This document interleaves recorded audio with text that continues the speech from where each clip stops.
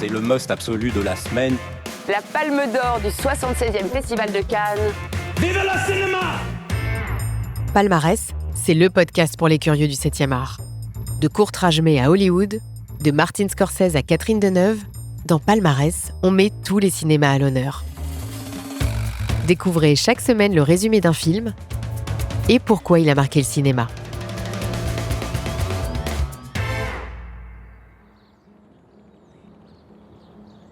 Dans cet épisode de Palmarès, je vais vous parler de l'un des films les plus importants des années 2010. Son succès a placé son cinéaste Xavier Dolan, l'enfant chéri du Québec, parmi les plus talentueux de sa génération. Un grand amoureux de la mise en scène, pour qui les personnages comptent autant que les effets de style, que la musique et un montage soigné. En 2014, à tout juste 25 ans, Xavier Dolan dévoile Mommy, son 5e film. 5 ans après le premier J'ai tué ma mère, suivi des Amours imaginaires, Laurence Anyways et Tom à la ferme. Comme dans son premier essai, il est question d'une mère. Et pour mieux comprendre l'importance de ce sujet pour le réalisateur, voici ce qu'il partage dans ses notes de production. S'il est un sujet que je connaisse sous toutes ses coutures, qui m'inspire inconditionnellement et que j'aime par-dessus tout, c'est bien ma mère. Quand je dis ma mère, je pense que je veux dire la mère en général. Sa figure, son rôle. Car c'est à elle que je reviens toujours. Comme dans J'ai tué ma mère, il offre le rôle de la mère à son actrice fétiche, la québécoise Anne Dorval. Le second, celui de la voisine, est tenu par l'autre femme importante de sa filmographie, Suzanne Clément. Pour la première fois, Dolan filme au format carré 1.1, conforté par le tournage du clip College Boy d'Indochine. Il le présente comme un gage d'humanité et d'efficacité pour la communication émotive. Je vais d'ailleurs vous en reparler un peu plus tard. Vous allez voir que Mommy ne manque pas d'émotion et qu'il marque un pivot dans la carrière du réalisateur par une maîtrise complète de son sujet. Pour son 5e film, Dolan ne déroge pas à sa règle. Il aime le Québec, surtout sa ville de Montréal, et c'est là qu'il plante son récit.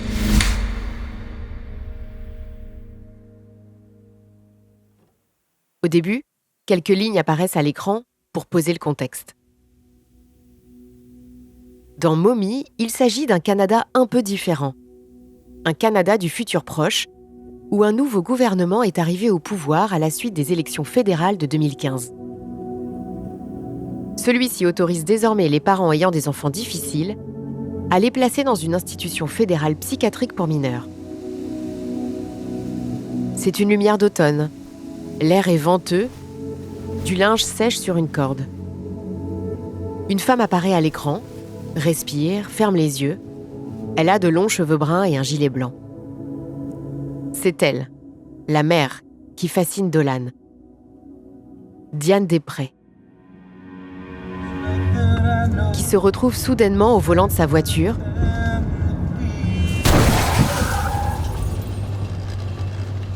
puis victime d'un accident.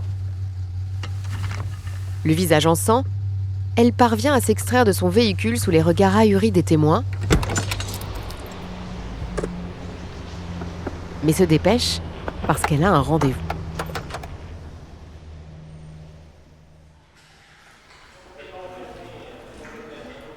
Elle est attendue dans un établissement où elle a placé son fils Steve, hyperactif, violent et atteint de TDAH, trouble de déficit de l'attention. L'adolescent de 15 ans, à la chevelure blonde, est joué par l'acteur québécois Antoine-Olivier Pilon pour son premier rôle au cinéma.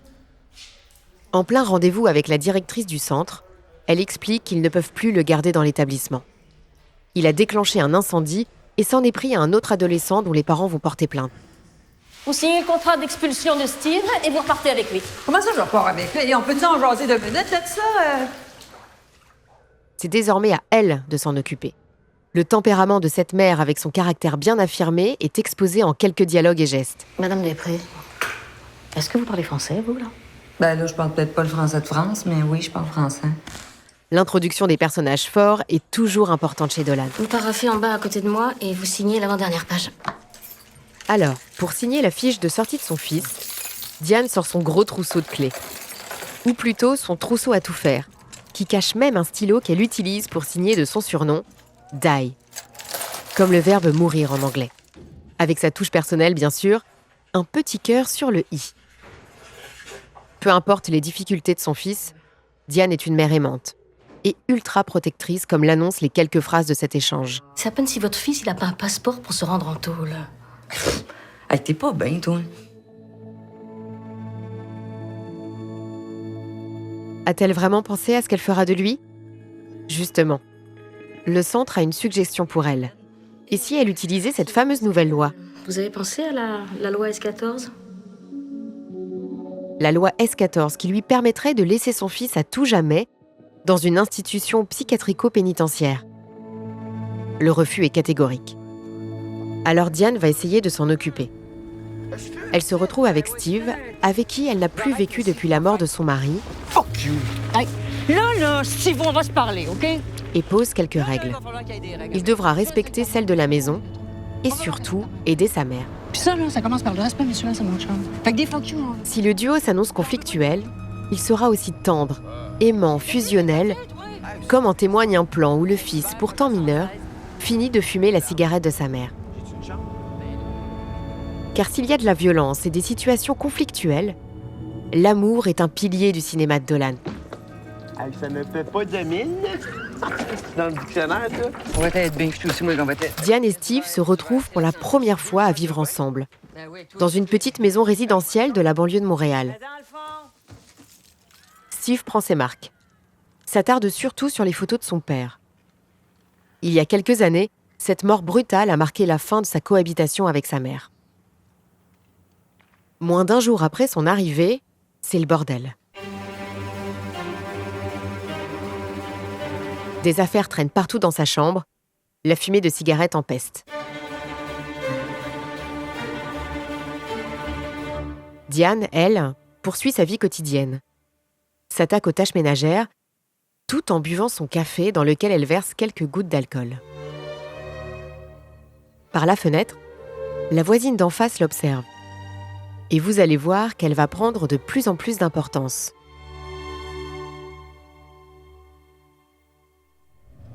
Sans voiture, Diane et Steve sont contraints de prendre le taxi. Tu me dis à moi que je veux t'arnaquer, et avec ton fils, et après ça tu cries dans ma voiture, tu cries dans mes oreilles. Va chier, Kirikou!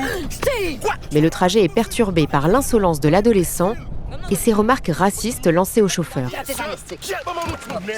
Sa mère est protectrice. Si son fils est insulté, elle insulte en retour.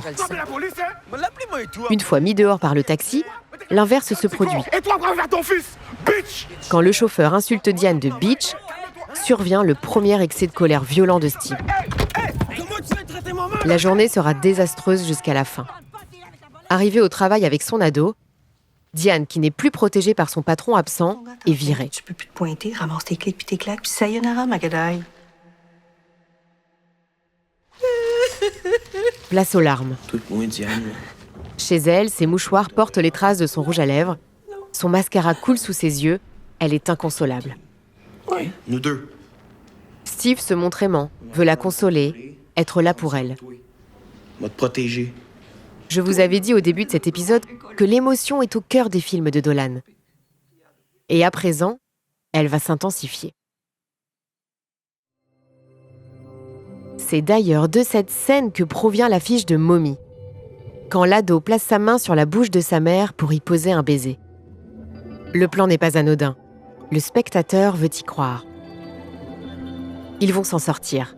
Tout va bien se passer.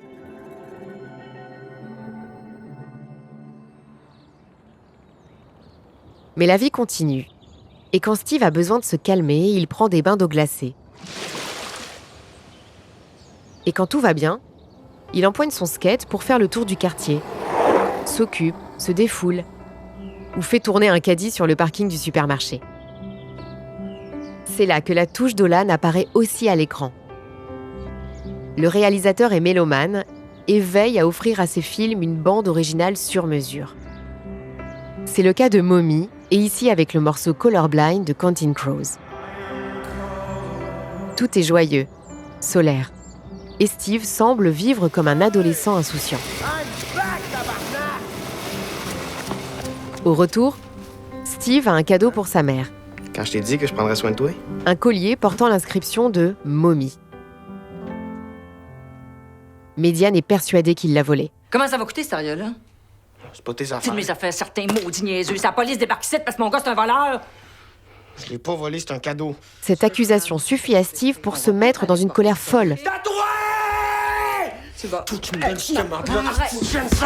Il la plaque contre un mur, l'étrangle, jusqu'à ce qu'elle se défende en le frappant avec un cadre sur la tête. Une course-poursuite est lancée dans la maison.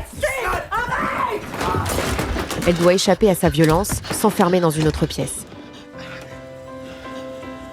Quand Diane se décide à en sortir, la voisine d'en face, qui passait son temps à l'observer, est là à soigner son fils, blessé pendant la dispute. Elle s'appelle Kayla, a du mal à parler. Elle souffre de bégaiement. Il faudrait vraiment l'amener à l'hôpital. Pour la remercier, Diane dégote dans son placard une bouteille de vin vide qu'elle remplit de son cubi de vin bon marché. Alors que les présentations sont officiellement faites, Kayla s'apprête à jouer un rôle important dans la vie du duo. Elle vient dîner chez eux, se confie sur ses problèmes de langage qu'elle a développés il y a 2 ans, mais aussi sur son métier d'enseignant. C'est quoi tu fais dans la vie, ta job? Enseignante. RPK, primaire, secondaire. Seconde. L'impertinence de Steve, plus calme, détend l'atmosphère. Il aime bien Kayla, trouve même ses difficultés de langage sexy. Après la tension des dernières scènes, place à l'insouciance, à la joie. C'est la première fois que je sors depuis qu'on est aménagé. Ah, ta boy! C'est la première fois que Kayla s'amuse depuis qu'elle a emménagé dans le quartier avec son mari, programmateur informatique. Oh, moi, je suis pas prête à retravailler avec des enfants tout de suite. Pour la première fois aussi, Diane trouve une oreille attentive pour évoquer les problèmes de Steve et la mort de son mari. La scène suivante est essentielle au film, symbolique de l'amour de Dolan pour le trésor national qu'est Céline Dion, et sur lequel le trio chante à tue-tête.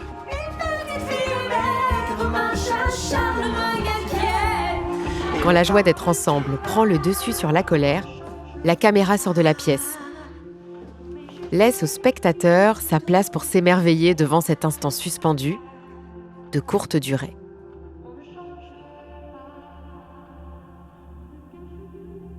On comprend ici l'importance d'une photographie inoubliable dans ce film, que Dolan réalise à l'aide du directeur photo André Turpin.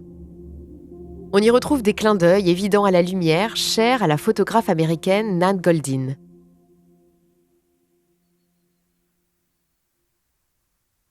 Diane l'a remarqué. Steve fait confiance à Kayla. Elle lui demande donc de le garder pour la dépanner. Mais quand Steve s'en prend physiquement à elle en arrachant son collier, pour se défendre, c'est elle qui le met à terre.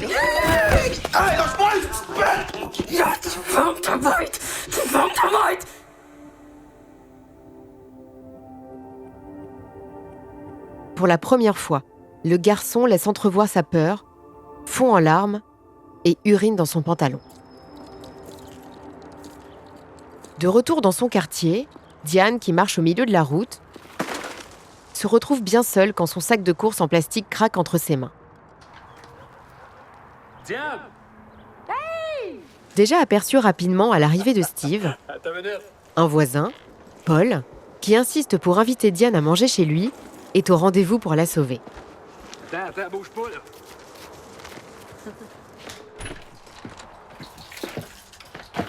En l'absence de la mère, Steve et Kayla ont préparé une petite fête surprise.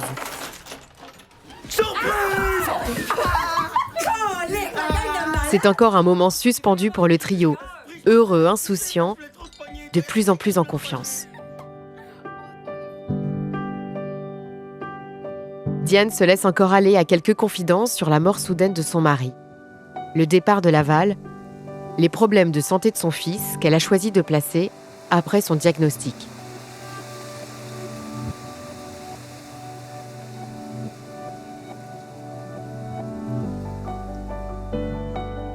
Les jours suivants sont montrés en accéléré grâce à de longues parenthèses musicales chères à Dolan. Diane a trouvé un emploi de femme de ménage à domicile et Steve est gardé par Kyla. Cette vie presque paisible résonne au son de Wonderwall d'Oasis, avec les images bouleversantes filmées au ralenti de Steve faisant du skate dans le quartier. L'espoir d'une vie en harmonie est bien là. Steve rêve de grandeur et ça, Dolan l'illustre avec un changement de cadrage.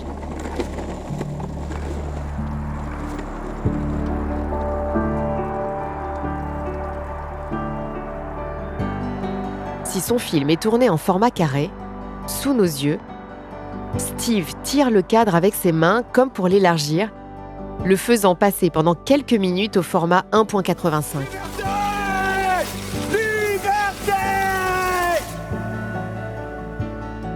Le temps d'une respiration et d'un sentiment de bonheur intense avant le retour à la normale.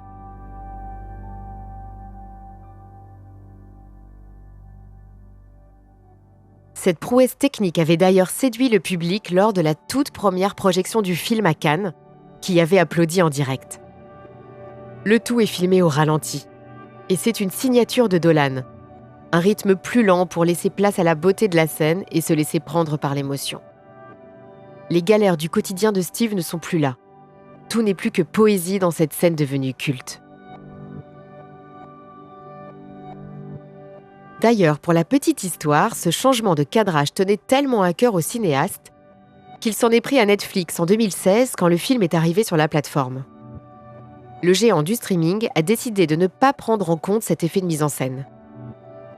Dans une lettre publiée sur le HuffPost Québec, Xavier Dolan avait fait part de sa colère en écrivant notamment « Vous brisez le pouvoir émotif de cette scène et d'une autre, tout aussi importante, et conduisez le sentiment d'oppression crucial que ce ratio infuse à l'histoire, et amputez le générique de fin de plusieurs noms en le rognant. » Retour au film.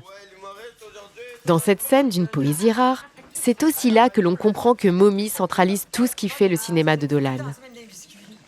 Des personnages féminins complexes et centraux, de l'humour, des dialogues francs, des émotions souvent antagonistes et une bande originale éclectique passant de Dido à la Britpop d'Oasis.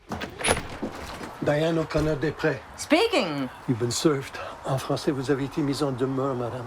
La parenthèse est de courte durée quand un huissier arrive chez eux pour mettre Diane en demeure après la plainte contre Steve. Diane ne voulait pas y avoir recours, mais elle n'a plus le choix. Il va falloir charmer Paul, le voisin, qui ne cesse de la complimenter pour survivre. Paul les embarque pour une soirée au restaurant, puis dans un bar karaoké. Ici, face son karaoké géant et face au public, Steve éblouit en chantant Vive au Perley, même si, contrairement à l'insouciance du cocon familial, là, les moqueries des autres fusent et se transforment même en insultes. Il tente de se retenir face aux remarques blessantes des hommes présents face à lui, mais finit par sauter sur l'un d'eux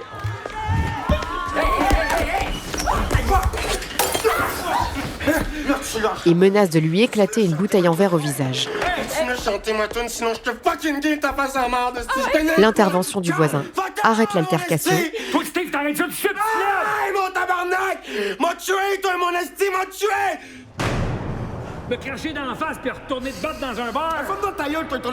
Jusqu'à ce qu'il se permette de mettre une claque à Steve.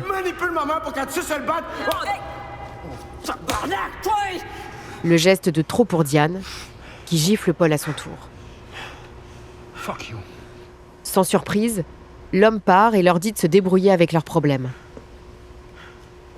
Diane rejette la faute sur l'ado, mais la réponse de Steve est cinglante. Il y a personne qui peut nous aider. Ils sont tous pareils, Steve. Il y a juste toi puis moi, maman. La vie reprend son cours, brièvement. Le trio Steve, Diane, Kyla fait ses courses dans un supermarché. Steve disparaît et c'est Kyla qui l'aperçoit, au sol dans une allée du magasin avec un couteau à côté de lui. Sa tentative de suicide intervient au moment où il semble avoir compris le poids qu'il représente dans la vie de sa mère. Steve est finalement sain et sauf. Cet épisode est un déclic pour Diane qui comprend l'importance de passer du temps ensemble. La mère et le fils ne font qu'exprimer l'amour qu'ils ont l'un pour l'autre. Diane n'hésite pas à insister sur l'affection qu'elle lui porte. Le trio part même en road trip ensemble. Dolan opte encore pour un plan large, positionnant le spectateur dans le rôle d'observateur des liens solides qui semblent s'être tissés entre Steve, sa mère et la voisine.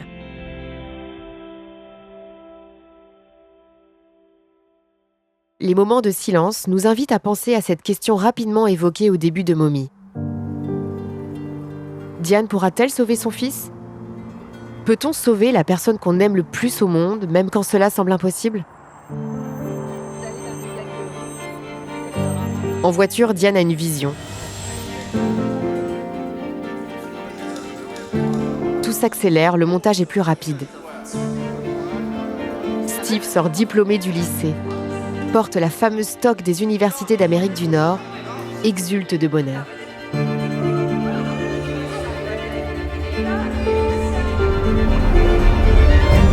Avec sa petite amie, il rend visite à sa mère et à Kayla. Tout est filmé au ralenti, comme dans un mirage. Puis il pleut. Steve est au milieu de la rue et brandit une lettre à la main. Il est accepté dans l'université de ses rêves. Plus tard, il se marie, sous les yeux aimants de sa mère. Mais tout n'était qu'un rêve. Diane est au volant, absorbée par ses pensées, ne voit même pas le feu passer au vert.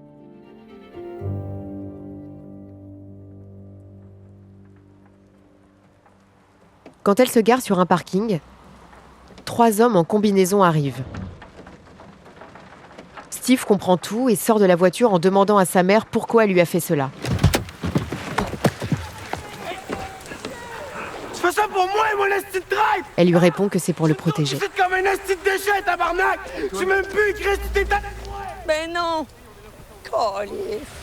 Dépassée par son fils, Diane décide donc de recourir à la nouvelle loi et de le confier à un institut fédéral. La scène est douloureuse. C'est ça que tu veux qui m'électrocute! Malgré les cris, Steve tombe sous les coups d'un taser et le regard horrifié de Kayla.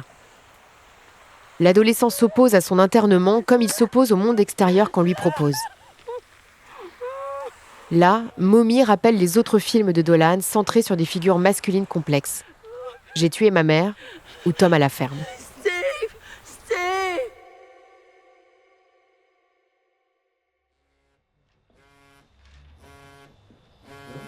À nouveau seule chez elle, la mère reçoit un appel de son fils qu'elle ignore. Il dit avoir compris qu'il n'est pas commode, Ouais, c'est moins. s'excuse, Est-ce que lui dit qu'il l'aime. Tu mérites crissement mieux qu'un mongol comme moi. Pour la dernière fois, Kayla se présente dans la maison de Diane. Elle est venue lui annoncer la mutation de son mari à Toronto. Ils partent dans les prochains jours. Alors que Diane fait tout pour éviter de parler de son fils, Kayla, elle, livre une dernière déclaration bouleversante à son amie. On a toutes nos façons de dealer. Toi, tu deals avec ta vie, moi je deal avec la mienne, c'est de même. Diane est presque hermétique, mais justifie son choix. Moi, j'ai fait ce que j'ai fait. Parce que de même, il y a de l'espoir. OK?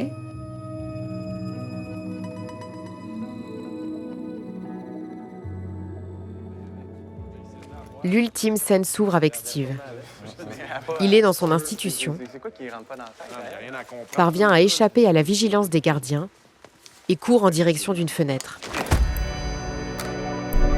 En fond, le titre Born to Die de Lana Del Rey, qu'on peut traduire en français par Né pour mourir, parle mieux qu'un dialogue.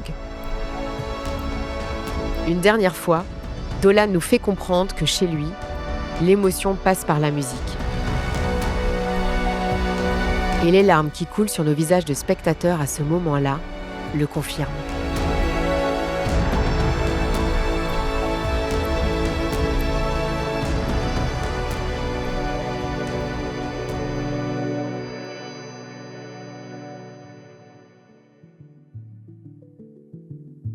Xavier Dolan a, dès ses débuts, eu un lien particulier avec le Festival de Cannes, où il a présenté dans plusieurs compétitions parallèles chacun de ses films. En 2014, Mommy est sélectionné en compétition. Il décroche le prix du jury, Jury prize, double prize, ex aequo avec Adieu au langage de Jean-Luc Godard. goes to Mommy by Xavier Dolan.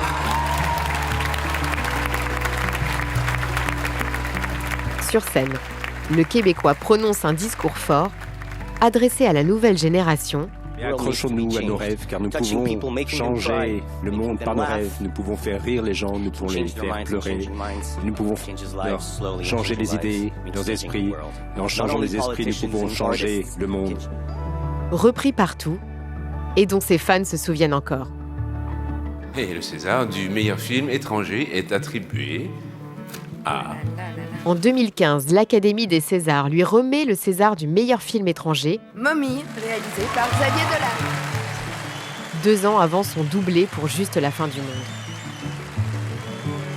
L'accueil de la presse, des spectateurs et les prix le confirment. Mommy change tout pour le réalisateur qui dépasse la case du cinéma d'auteur. Il touche un public plus large tout en recevant les éloges de la critique internationale. La preuve est là. 10 ans plus tard, à l'heure où sort cet épisode, son mélodrame aux émotions si intenses, l'un des points forts de sa filmographie, est souvent cité comme le film préféré de ses fans. Depuis, Xavier Dolan a réalisé 3 films. Jusqu'à la fin du monde en 2015, Ma vie avec John F. Donovan en 2018, Mathias et Maxime en 2019, et même une série en 2023, La nuit où Laurier Gaudreau s'est réveillé. Cette année-là, l'annonce de son souhait de vouloir mettre fin à sa carrière à 34 ans a surpris tout le monde.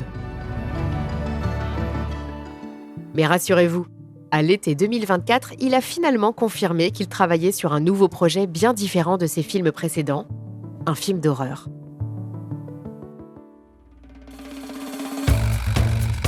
Voilà, vous connaissez tout ou presque de Mommy. Rendez-vous la semaine prochaine pour un nouvel épisode de Palmarès. Palmarès est une série produite par Énergie Podcast, à retrouver sur l'application ou le site Énergie rubrique podcast et sur toutes les plateformes d'écoute.